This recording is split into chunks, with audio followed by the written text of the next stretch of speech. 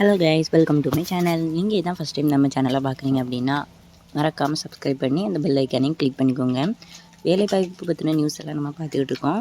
அந்த வகையில் இன்றைக்கி நம்ம பார்க்க போகிறது என்னென்னா, டிஎன்பிஎஸ்சியோட சிலபஸ் மாறி இருக்குது. அந்த சிலபஸ் என்னங்கிறத நியூ டீட்டெயில்ஸ் படி நம்ம இப்போ பார்க்கலாம். இதான் அதோட பிடிஎஃப்.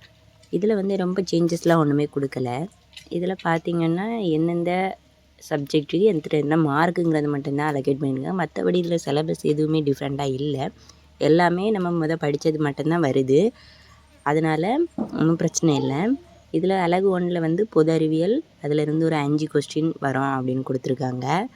அதுக்கு அடுத்து நமக்கு ஃபஸ்ட்டு கொடுத்துருந்தது நடப்பு நிகழ்வுகள்னு சொல்லி அலகு 2ல் கொடுத்துருந்தாங்க.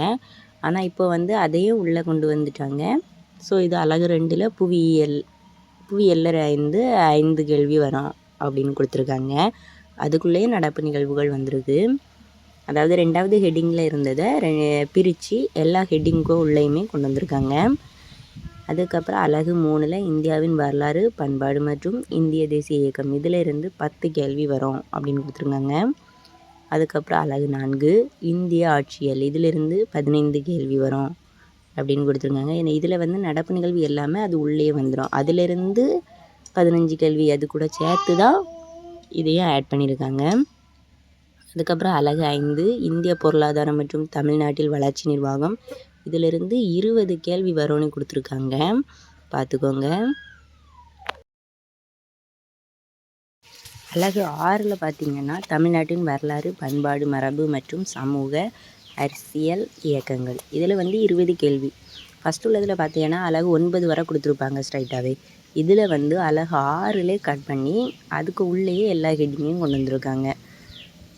அடுத்து பார்த்திங்கன்னா பகுதி ஆ, அதாவது திறனறிவும் மனக்கணக்கு நுண்ணறிவும், இதில் அலகு 1ல் திறனறிவிலிருந்து 15 கேள்விகளும், அலகு 2 காரணவியலிருந்து 10 கேள்விகளும், அதையும் பிரித்து 2ஆக கொடுத்து 2லேயும் எத்தனை கொஸ்டின்ஸ் வரும் அப்படிங்கிறத கொடுத்துருக்காங்க.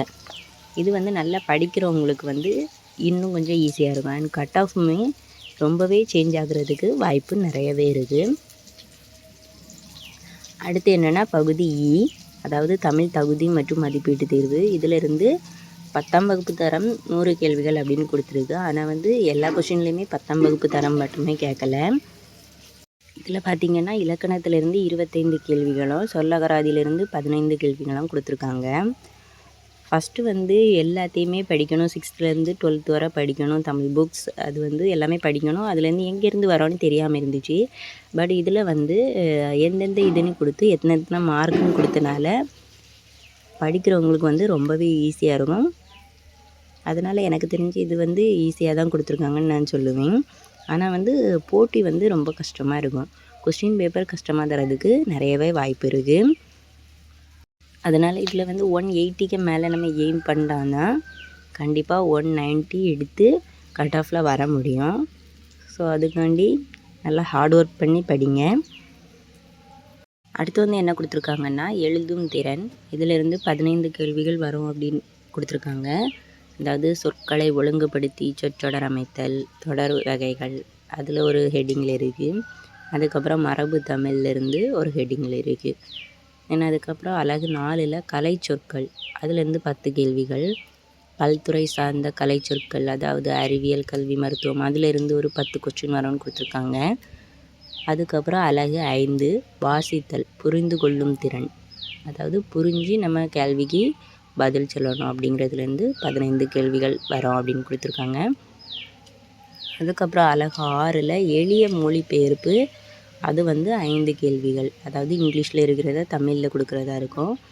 அதுக்கப்புறம் அலகு 7 இலக்கியம், தமிழறிஞர்களும் தமிழ் தொண்டும், இதிலிருந்து 15 கேள்வி சொல்லியிருக்காங்க. இதில் தான் நம்ம தமிழர் தொண்டர்களை பற்றி படிக்கிறது எல்லாமே இதில் தான் வருது. அதாவது திருக்குறள் தொடர்பான செய்திகள், அதுக்கப்புறம் அறநூல் தொடர்பான செய்திகள், அதுக்கப்புறம் தமிழின் தொன்மை, அந்த மாதிரி பட்ட தலைவர்களோடதெல்லாம் இதில் தான் வருது. இதிலேருந்து 15 கேள்வி வரும்னு கொடுத்துருக்காங்க. லாஸ்ட்டில் அலகு 7க்கான பாடத்திட்டம் 10ஆம் வகுப்பு வரையிலான, அதாவது அப் டு எஸ்எஸ்எல்சி ஸ்டாண்டர்ட்னு கொடுத்துருக்காங்க. ஆனால் அவங்க கேட்குறது எதுவுமே எஸ்எஸ்எல்சி ஸ்டாண்டர்டில் இருக்காது. 11th 12thலேயும் டச் பண்ணாமல் இருக்க மாட்டாங்க. ஸோ அதில் உள்ளதையும் கொஞ்சம் படிச்சுக்கோங்க. ஸோ இதில் அவ்வளோதான் கொடுத்துருக்கு, ரொம்ப சேஞ்சஸ் இல்லை. கொஸ்டின்ஸில் வந்து எத்தனை கொஷின்ஸ் வரோம் எங்கேருந்து அப்படிங்கிறத மட்டும் தான் டீட்டெயிலாக கொடுத்துருக்காங்க. மற்றபடி சிலபஸில் படிக்க வேண்டியது எல்லாமே சேமாக தான் இருக்குது. அதனால் நல்லா படித்து எக்ஸாம் எழுதி பாஸ் பண்ணிக்கோங்க. அவ்வளோதான். இந்த வீடியோ பிடிச்சிருந்தா மறக்காமல் லைக் பண்ணி ஷேர் பண்ணிக்கோங்க. அண்ட் இதே மாதிரி வீடியோஸ் பார்க்கணுன்னா மறக்காமல் நம்ம சேனலை சப்ஸ்கிரைப் பண்ணிக்கோங்க. அண்ட் பிடிஎஃபோட லிங்க் வந்து நான் கீழே கொடுக்குறேன், செக் பண்ணி பார்த்துக்கோங்க.